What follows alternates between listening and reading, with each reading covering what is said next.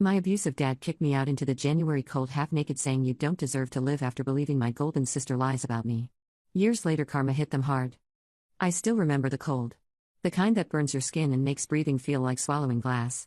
January in Massachusetts doesn't forgive, and that night it showed me no mercy. My name doesn't matter anymore. The girl I was died on that doorstep. But I'll tell you about her anyway, because someone needs to know what really happened. Growing up, I learned early that love in our house came with conditions. My older sister Natalie got the unconditional kind. She was 3 years older, blonde where I was mousy brown, confident where I was quiet. Our father Gerald worshipped her. Our mother Patricia followed his lead like she always did, her voice a faint echo of whatever he decided was truth. Gerald worked construction management, the kind of man who believed respect meant fear. His hands were calloused from years of physical work, and he wasn't shy about using them to make a point. Mom taught elementary school, 2nd grade, and the irony of her gentleness with other people's children while ignoring the bruises on her own never escaped me. I was 15 when things got really bad. Natalie was 18, home from her first semester at Boston University, full of stories about parties and boys and freedom. She'd always been jealous of attention I got from anyone, even though I barely got any. But that Christmas, our Aunt Lorraine had given me a necklace, a simple silver pendant, and told me I reminded her of herself at my age. Small thing. Meaningless, really. Natalie hated it. The lies started small. A missing 20 from Mom's purse that Natalie swore she saw me take. I hadn't. Dad believed her anyway, and I lost my allowance for 2 months. Then it was a scratch on Natalie's car that she claimed I made with my bike. The bike that had been in the garage the whole week she said it happened. Dad made me pay for the repair from my babysitting money. Each lie built on the last, creating a foundation of distrust that turned into something immovable. Mom would give me these looks sometimes, like she wanted to say something, but she never did. Fear kept her silent. I understand that now, though I didn't then. The night it happened started like any other Friday. I'd gotten home from school around 3, finished my homework, and was in my room reading when I heard Natalie come in around 6. She'd been out with her high school friends, the ones who'd stayed local for college. Dinner was tense. Dad was in a mood because some project at work had fallen through. He drank more than usual, the beer cans piling up next to his chair. Natalie kept shooting me these looks across the table, something calculating in her eyes that made my stomach knot. After dinner, I went back upstairs. My room was small, barely bigger than a closet, but it was mine. I just changed into my sleep clothes, a tank top and shorts, when I heard shouting from downstairs. She did what? Dad's voice carried like thunder through the walls. My door slammed open. Dad stood there, his face purple with rage, Natalie right behind him with tears streaming down her cheeks. The tears that could always get her anything she wanted. You steal from your own sister? He moved into the room so fast I barely had time to back up against the wall. I didn't steal anything. My voice came out higher than I wanted, fear making it shake. Natalie's laptop is missing. She saw you in her room this afternoon. I wasn't in her room. I came straight home and stayed in here. But Natalie was sobbing now, her voice breaking as she told her story. How she'd left her laptop on her desk, how she'd come home and found it gone, how she'd seen me coming out of her room earlier. Each word was a nail in my coffin, and Dad absorbed every single one like gospel truth. I was in my room? I tried to push past him to get to Natalie, to make her look at me and tell the truth, but his hand caught my arm. The grip was bruising, fingers digging in so hard I knew there'd be marks. You're a thief and a liar. Dad, please, I didn't do anything. Tears were running down my face now too, but mine didn't count. They never had. Mom appeared in the doorway, her face pale. Gerald, maybe we should talk about this calmly. Stay out of this, Patricia. He didn't even look at her. His eyes were locked on me, full of something I'd never seen before. Not just anger. Disgust. Hatred, even. Natalie's voice was quiet, almost gentle. She's always been jealous of me, Dad. Maybe she just needs help. Help? Dad's laugh was harsh. She needs to learn there are consequences. What happened next was chaos. He dragged me toward the stairs, my feet barely touching the ground as I struggled.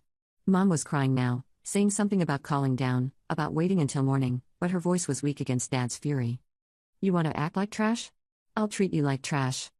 The front door was already open, cold air rushing in like a slap. I realized what he meant to do a second before he did it. No, Dad, please, it's freezing outside. I didn't do anything. But he wasn't listening. He never had been. His hand connected with the side of my face, a sharp crack that made my ears ring. Then I was falling, hitting the front steps hard enough to knock the air from my lungs. Dad. I scrambled up, trying to get back inside, but he was already there, blocking the doorway. You don't deserve to live under my roof. You don't deserve to live at all. The words hit harder than his hand had. Behind him, Natalie stood with Mom, her tears magically dried, the smallest smile playing at the corner of her mouth. The door slammed shut. I heard the lock click. I pounded on it until my hands went numb, screaming until my throat was raw. The neighborhood was quiet, most people already inside for the night. The few lights I could see in other windows seemed impossibly far away. My phone was inside. My shoes were inside. Everything except what I was wearing was inside, and what I was wearing wasn't nearly enough. The cold hit me in waves. First my exposed skin, then deeper, seeping into my bones. I tried the door again, then went around back, but every entrance was locked. Every window dark except Natalie's. I could see her shadow moving around up there, probably hiding her laptop in some new spot so she could find it tomorrow and prove I'd stolen it. My neighbor Mrs. Ramsey's house was closest, just across the side yard. I stumbled over there, barely able to feel my feet anymore, and rang the bell. She answered in her bathrobe, her eyes going wide when she saw me. "Oh my lord, child, get in here." She pulled me inside, immediately wrapping a blanket around my shoulders. Her house was warm, almost painfully so against my frozen skin. Mrs. Ramsey was in her 70s, a widow who'd lived on our street for 40 years. She knew my family, knew how Dad could be, though I'd never told her anything specific. "What happened?" She was already on her phone. Through chattering teeth, I told her. Not everything, but enough. She called the police while making me hot tea, her face growing more concerned with every word. The officer who showed up was young, probably mid-20s, with kind eyes that reminded me of my 10th grade English teacher. Officer Davis listened to my story, took photos of the bruises already forming on my arm and the mark on my face, then went across the street. I watched from Mrs. Ramsey's window as he knocked on my front door. Dad answered, his posture aggressive even from a distance.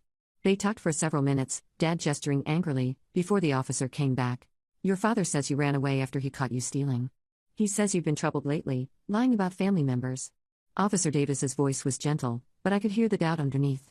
"He's willing to let you come back inside if you apologize." The trap was perfect. If I went back, I'd be admitting to lies I never told, theft I never committed. If I stayed away, I'd be a runaway, proving everything Natalie had said about me being troubled. "I want to press charges." My voice surprised me with its steadiness. "He hit me. He threw me outside in the middle of winter wearing almost nothing. I want that on record." Officer Davis's expression shifted, something like respect flickering across his face. He made more notes, took more photos, then made some calls. What followed was a blur of phone calls and social workers and temporary placements. I spent that night in a juvenile holding facility, not because I'd done anything wrong but because there was nowhere else to put me on such short notice. The irony of ending up in a cell anyway wasn't lost on me. Mrs. Ramsey visited the next day, bringing clothes she'd somehow retrieved from my house. She told me Dad had tried to convince the police I was mentally unstable, that I'd hurt myself and made up stories for attention. Natalie had backed him up, of course. Mom had said nothing at all. But Officer Davis had documented everything. The bruises matched my story, not theirs. The temperature that night had dropped to 12 degrees. A medical exam confirmed early stages of hypothermia. Their version of events didn't hold up to scrutiny. I ended up with Aunt Lorraine, Mom's older sister who lived in Vermont. She'd left home at 18 to get away from the same kind of environment Mom had stayed in, and she understood in ways I hadn't expected. Her house was small but warm, full of plants and books and the kind of quiet that felt safe instead of threatening. The legal process took months. Dad tried to fight for custody, claiming I'd been manipulated by Aunt Lorraine into making false accusations. Natalie testified that I'd always been a difficult child, jealous and prone to dramatics. Mom sat in the courtroom and said nothing, her silence somehow louder than their lies.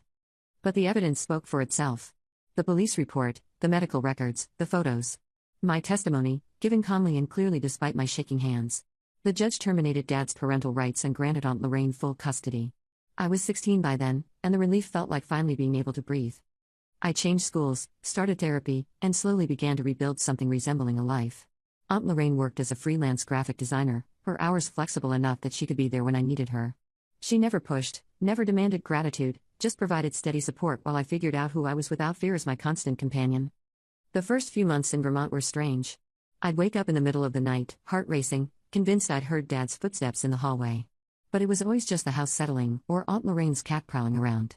She'd gotten me that cat, actually, a gray tabby named Smokey who seemed to sense when I needed comfort. He'd curl up on my chest during panic attacks, his purr somehow grounding me back to reality. School was a fresh start, but fresh starts are harder than people make them sound. The guidance counselor at my new high school knew my situation, had been briefed by the social workers. She checked in with me weekly at first, making sure I was adjusting, that nobody was giving me trouble. Her name was Mrs. Patterson, and she had this way of looking at you that made you feel seen without being scrutinized. I joined the school newspaper, figuring that writing might help me process everything. My first article was about local animal shelters, safe and impersonal. But my editor, a senior named Qley who wore band shirts and had opinions about everything, saw something in my writing that I didn't know was there. "You write like someone who understands pain," he told me one afternoon in the newspaper office. Not in a depressing way. Just honest. Real. Qley became my first real friend in Vermont. He never asked about my past, seemed to understand that I'd share when I was ready. Instead, he introduced me to his circle, kids who were into music and art and deep conversations about things that mattered. They accepted me without question, and slowly I learned that not everyone would hurt me if I let them get close. Natalie tried to contact me once, about 6 months after I moved. A long email full of apologies that somehow never quite admitted what she'd actually done. She said she'd been jealous, that things had gotten out of hand, that she hoped we could move past it. The word sorry appeared 7 times. An actual acknowledgement of her lies appeared 0 times. I showed the email to Dr. Morrison during our next session. She read it carefully, then looked at me over her glasses. "What do you want to do with this?" she asked. I don't know. Part of me wants to respond, to tell her exactly what she did and how it affected me. But another part just wants to delete it and pretend it never came. Both responses are valid. What would responding give you? I thought about it for a long time. Satisfaction, maybe? The chance to make her understand? And do you think she would understand? Really understand, if she hasn't already? That was the question that mattered. Natalie had lived through the same events I had. She knew what she'd done, knew what Dad had done in response. If she still couldn't admit it plainly, no words from me would change that. I blocked her email and moved on. Junior year brought new challenges. AP classes that pushed me academically in ways I'd needed. A part-time job at a local coffee shop where I learned that interacting with strangers could actually be enjoyable when nobody was angry or disappointed in me. And slowly, carefully, the beginning of dating. His name was Marcus, a quiet guy from my calculus class who asked if I wanted to study together. Study sessions turned into coffee dates, which turned into actual dates. He was gentle and patient, never pushed for more than I was ready to give. We lasted about 4 months before mutually agreeing we were better as friends, but that relationship taught me something important. I could trust someone with my heart and survive even if it didn't work out. Aunt Lorraine watched all of this with quiet approval. She'd check in occasionally, make sure I was okay, but mostly she'd just let me figure things out. One night, during my senior year, we were making dinner together when she finally told me her story. "Your grandfather was a lot like Gerald," she said, chopping vegetables with practiced ease. "Mean when he drank, mean when he didn't. Your grandmother learned to just agree with everything he said, keep the peace at any cost." Sound familiar? That's why Mom never stood up to Dad. It wasn't a question. She learned young that disagreement meant pain. I got out at 18, moved up here, and built a different life. Your mom stayed, married someone just like our father, and the cycle continued. Why didn't you try to help her? Aunt Lorraine was quiet for a moment, her hands stilling. I did try. Invited her to visit, offered her a place to stay if she ever wanted to leave. But you can't save someone who doesn't want to be saved. She'd made her choice, and I had to respect that, even if I hated it.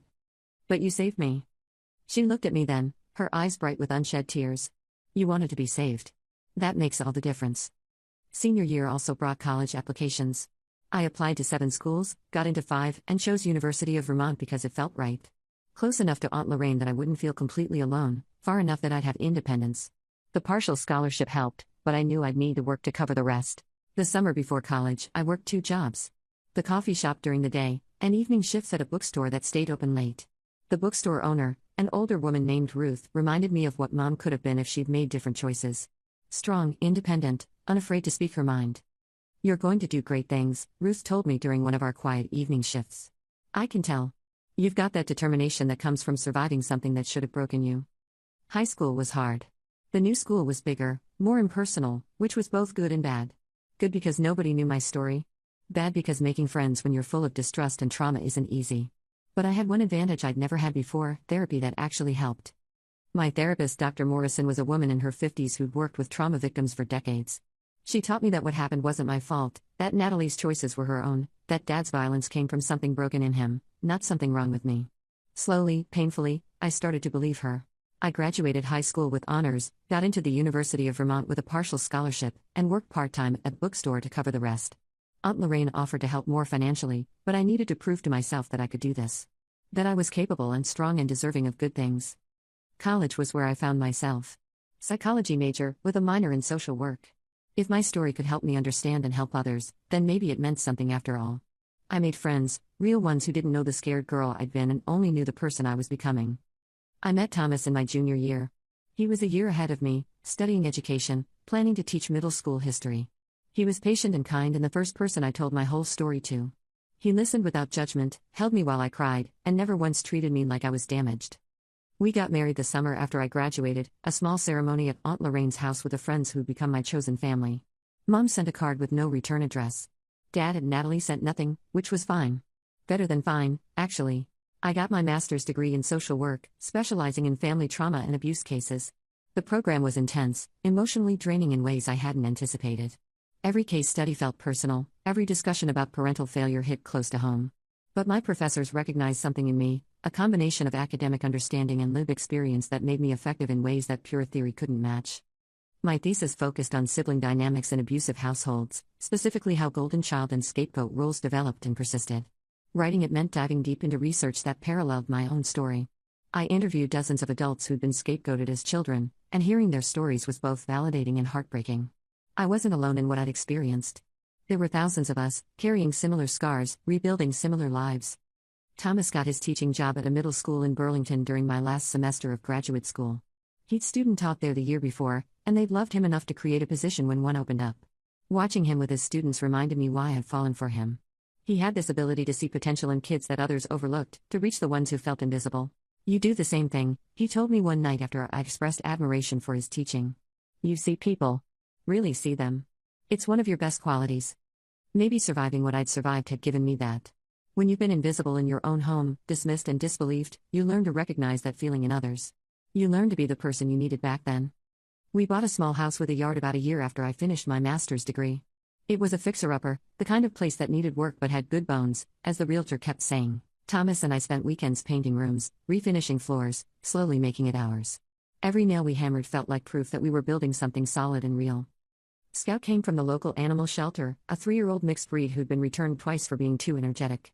We took him home on a Saturday, and he immediately claimed the sunny spot in our living room as his own. His energy wasn't a problem for us.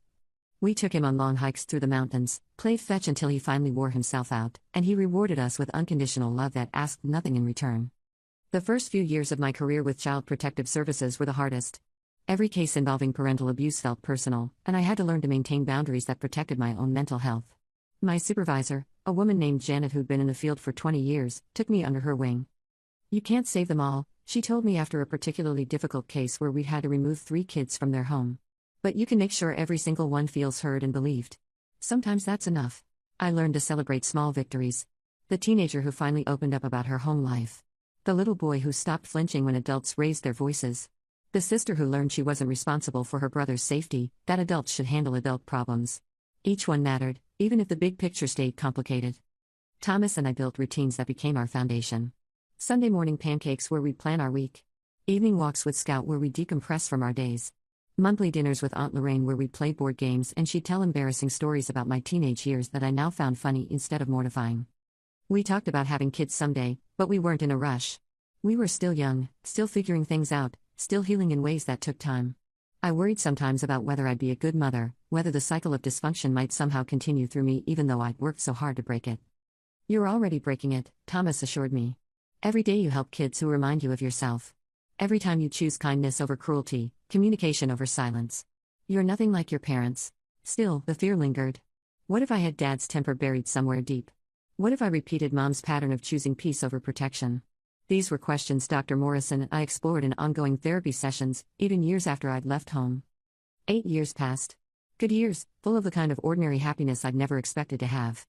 I worked for Child Protective Services, helping kids in situations like mine, making sure they had advocates who actually listened. Thomas loved his job, came home every day with stories about his students that made me laugh. I'd found my rhythm in the work, learned which battles to fight and which to let go. Some cases ended well, with families reunified after parents did the work to change. Others ended with kids in foster care or with relatives, removed from danger but scarred by what they'd endured. I couldn't control the outcomes, but I could control how those kids felt during the process. Heard. Believed. Protected to the best of my ability. Then Aunt Lorraine called on a Tuesday afternoon. I was at work, in between cases, and almost didn't answer. "Your mother is in the hospital," she said without preamble. "She had a stroke. It's bad." I sat in my car in the CPS parking lot for 20 minutes, trying to figure out what I felt. Mom had made her choice 8 years ago when she stood in that courtroom and said nothing. She'd chosen Dad over me, chosen her own comfort over her daughter's safety. But she was still my mother, and some part of me that I thought I'd killed still cared. I drove to Massachusetts the next day. Thomas offered to come, but I needed to do this alone. The hospital was in Worcester, about an hour from where I'd grown up. Aunt Lorraine met me in the parking lot. "She's been asking for you," Aunt Lorraine said. "Your father doesn't know you're coming. He's been at the hospital constantly." "And Natalie?" "Comes and goes. She's married now, 2 kids. Lives about 30 minutes from your parents." The information felt surreal. Natalie had built a life, a family, all while I'd been gone. Had she told her husband what she'd done? Did her kids know they had an aunt they'd never met? Mom looked small in the hospital bed, machines beeping around her, one side of her face slack from the stroke. She was only 52 but looked 70, worn down by decades of subordinating herself to Dad's anger. Her eyes opened when I sat down. Recognition flickered across the working half of her face. "Hi, Mom." I didn't know what else to say. She tried to speak, but the words came out slurred, difficult to understand. I leaned closer and gradually made out what she was trying to say. "Sorry. So sorry." 8 years of anger wanted to pour out, 8 years of pain and betrayal and nights spent wondering why I hadn't been worth protecting. But looking at her, diminished and struggling, I found I didn't have the energy for it anymore. "I know," I said, and maybe I did. The door opened. Dad walked in carrying coffee, and froze when he saw me. He'd aged too, his hair almost completely gray, his face lined and harder than I remembered. For a moment we just stared at each other, and I realized something strange. I wasn't afraid anymore. He was just a man, older and smaller than the monster from my memories. "What are you doing here?" His voice had the same edge, but it didn't cut like it used to. "Aunt Lorraine told me about Mom. I came to see her." "You have no right, Gerald, stop." Mom's voice was weak but clear enough. "Let her stay." Something passed over Dad's face, something like confusion. Maybe he wasn't used to Mom having opinions anymore, or maybe the stroke had changed more than just her speech. I stayed for an hour, making awkward small talk with Mom while Dad sat in the corner glaring at me. When I left, Aunt Lorraine walked me to my car. "She's been different since the stroke," she told me. "Like something broke loose in her brain, and she can finally see things clearly." She told me about that night, about all of it. Said she should have stopped him. Yeah, she should have. The words came out flat. I was done protecting people from the truth of their own choices. I visited twice more that week, always timing it for when Dad was at work or running errands. Mom's speech improved slightly each day, and with it came confessions. How she'd known Natalie was lying? How she'd been too scared to stand up to Dad? How she told herself I was better off with Aunt Lorraine anyway, because at least then I was safe. On my last visit before heading back to Vermont, Mom told me something that changed everything. "Natalie's laptop," she said, each word careful and deliberate. "It was in her car the whole time. She knew. She wanted you gone." I'd suspected as much, but hearing it confirmed was different. Mom had known the truth within days of me leaving, and she'd still said nothing in court. Still let me believe I was the problem. "Why tell me now?" I asked. "Because I'm dying," she said simply. "The doctors don't think I'll leave this hospital. And I can't die without telling you the truth." The finality of it hit me harder than I expected. Mom had been a ghost in my life for 8 years, present only in occasional thoughts and lingering questions. But knowing she was actually dying brought up feelings I thought I'd buried. "Did you ever try to find me?" I asked. "After the court case, after I moved away?" She shook her head slightly, the movement difficult. "Your father wouldn't allow it. And I was too weak to go against him. Even after you knew the truth about Natalie? Especially then. Admitting I knew would mean admitting I'd failed you twice. Once when I let him throw you out, and again when I said nothing in court." Tears leaked from the corners of her eyes. "I told myself you were better off without me. That Lorraine could give you what I couldn't." She wasn't wrong about that last part. Aunt Lorraine had given me safety, support, unconditional love. Things Mom had been incapable of providing while under Dad's control. But hearing her admit it didn't bring the satisfaction I'd once imagined it would. It just felt sad, this waste of what could have been. "I forgive you," I said, surprising myself. "Not for him, not for Natalie. But for you. So you can let that guilt go." Mom's expression crumpled, relief and grief mixing together. We sat in silence for a while, holding hands, the beeping of machines marking time. There was more to say, years of conversations we'd never have, but this felt like enough. A small amount of peace before the end. When I left that day, I knew it would be the last time I saw her alive. Dad was waiting in the parking lot, leaning against his truck, arms crossed. He looked older in the harsh sunlight, almost fragile despite his size. "She tell you everything?" His voice was flat, exhausted. "She told me enough. Natalie lied. I know that now. Have known it for a while, actually." He shifted his weight, not quite looking at me. "Your mother made me see it, kept bringing it up after you left. But I was too stubborn to admit I was wrong." An apology hovered in the air between us, but he couldn't quite bring himself to say the words. Probably didn't even know how. Men like Dad didn't apologize. They made excuses, justified their actions, blamed circumstances or other people. Taking full responsibility was beyond them. "I hope you have a good life," he said finally. Despite everything. It wasn't an apology, but it was something. Maybe the closest he could get to acknowledging what he'd done. I nodded once and walked to my car, leaving him standing there in the parking lot of a hospital where his wife was dying and his remaining daughter was too busy with her own life to visit regularly. She was right. Mom had another massive stroke 2 days after I got home. She died before I could make it back to Massachusetts. The funeral was small. Dad had alienated most of their friends over the years with his controlling behavior. A few cousins showed up, some neighbors, some of Mom's former teaching colleagues. Natalie was there with her husband and kids, playing the grieving daughter perfectly. I stood in the back of the church, watching her cry pretty tears and accept condolences, and felt nothing. Thomas stood beside me, his hand warm in mine, a reminder that I built something real and good away from all this. After the service, Natalie approached me. Up close, I could see the cracks in her perfect facade. Dark circles under expertly applied makeup. Tension around her mouth that makeup couldn't hide. "It's good to see you," she said, like we were old friends who'd lost touch. "Is it?" Her smile faltered. I thought about reaching out so many times. I just never knew what to say. "How about the truth?" I kept my voice low, aware of her kids playing nearby. "How about admitting what you did?" "It was a long time ago. We were kids. Can't we move past it?" The audacity stunned me. "You destroyed my life? You lied and got me thrown out of my home in the middle of winter. I could have died. That wasn't my fault. Dad was the one who..." "You lit the match, Natalie. Everything that happened came from your lies." Her husband was watching us now, confusion on his face. Natalie lowered her voice even more. "Please don't do this here. My kids don't know about any of that." "I'm sure they don't. I'm sure your husband doesn't either." I looked at her for a long moment, this stranger who shared my genes but nothing else. "You should tell them. Before someone else does." I walked away, Thomas following, and didn't look back. We drove home to Vermont that night, and I felt lighter than I had in years. Like I'd finally put down something heavy I'd been carrying. A month later, Dad called.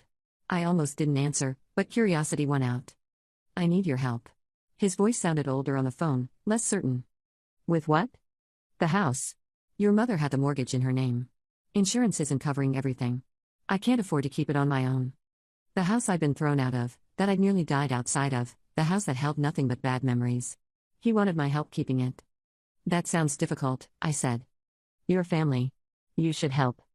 The laugh escaped before I could stop it. "Family? You told me I didn't deserve to live. Those were your exact words." Silence on the other end. Then, I was angry. "You'd stolen. I didn't steal anything. Natalie lied, and you believed her because it was easier than admitting your golden child was cruel." 8 years of therapy had taught me to speak my truth calmly, without the emotion that used to choke me. Mom told me before she died. She knew the laptop was in Natalie's car the whole time. More silence. "I'm sorry you're losing the house," I continued. "But that's not my problem. You stopped being my father the night you threw me out." I hung up. Thomas made dinner while I sat on our porch, Scout's head in my lap, watching the sun set over the mountains. My phone rang twice more with Dad's number. I didn't answer. 6 months passed. I heard through Aunt Lorraine that Dad had to sell the house, that he'd moved into a small apartment across town. Natalie had apparently offered no help, too focused on her own family and financial problems. Then one afternoon, a letter arrived. Not from Dad, but from Natalie's husband, a man named Derek whose handwriting was surprisingly neat. The letter was 4 pages long, detailing everything. How my story had eventually come out through family members talking at the funeral. How he'd confronted Natalie, who'd finally admitted the truth. How he'd learned that the woman he'd married had actively worked to destroy her younger sister's life out of nothing but jealousy. He'd filed for divorce. He wanted me to know that Natalie's kids, my niece and nephew, would be told age-appropriate versions of the truth. That they'd know they had an aunt who'd been wronged, and when they were old enough, they could decide for themselves if they wanted a relationship. The letter ended with an apology on behalf of his children for things they'd had no part in, and an invitation to meet them someday if I ever wanted to. I cried reading it. Not sad tears, but something more complicated. Relief, maybe, that the truth had come out. Grief for the time lost. Hope that something good might eventually come from all this pain. Another 6 months passed. Aunt Lorraine called with news. Dad had lung cancer, advanced. He'd been a smoker for 40 years, and it had finally caught up with him. He had maybe 6 months, probably less. I didn't visit. I know that sounds cold, but I'd done my forgiving already. Forgiveness didn't mean putting myself back in situations that hurt me. It meant releasing the anger so it wouldn't poison my own life.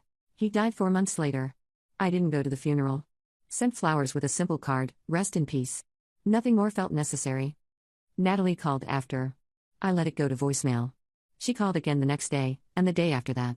Finally, I answered. What do you want, Natalie? I need to tell you something.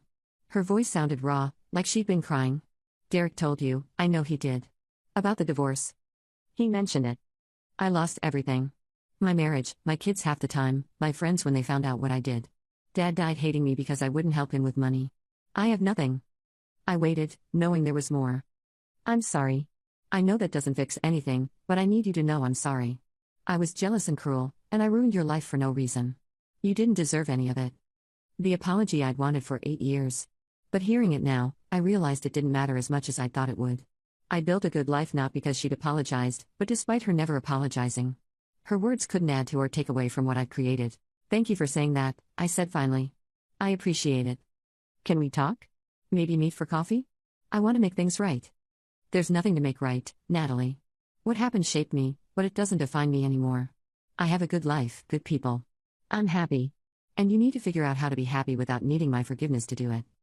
So that's it? You'll never give me another chance? I'm not saying never. I'm saying not now, maybe not ever, and that has to be okay. You don't get to decide when I'm ready to let you back into my life, if I ever am. I hung up before she could respond. Thomas found me on the porch again, Scout's familiar weight against my legs, and sat beside me without speaking. That was one of the things I loved about him, he knew when silence was the best comfort. 2 years later, I'm still happy. Still working with CPS, still helping kids who remind me of who I was. Thomas and I have a daughter now, Emma, who's 6 months old and has his eyes and my stubborn streak. Aunt Lorraine is her favorite person besides us, and she spoils Emma shamelessly in the way grandparents do. Derek sends Christmas cards with photos of my niece and nephew. They're growing up well despite the divorce, and he's kept his promise to tell them about me when they're older. I've sent cards back, nothing heavy, just acknowledgement that they exist and matter. Natalie sends emails occasionally, updates about her life that I usually don't read. I don't block her because that feels like she still has power over me, but I don't engage either. Maybe someday I will. Maybe I won't. Either way is okay. Her last email, sent about 3 months ago, was longer than usual. I almost deleted it unread, but something made me open it instead. She'd written about her therapy, about the work she was doing to understand why she'd been so cruel. About how her own children were teaching her what unconditional love actually looked like, and how much she regretted not knowing that sooner.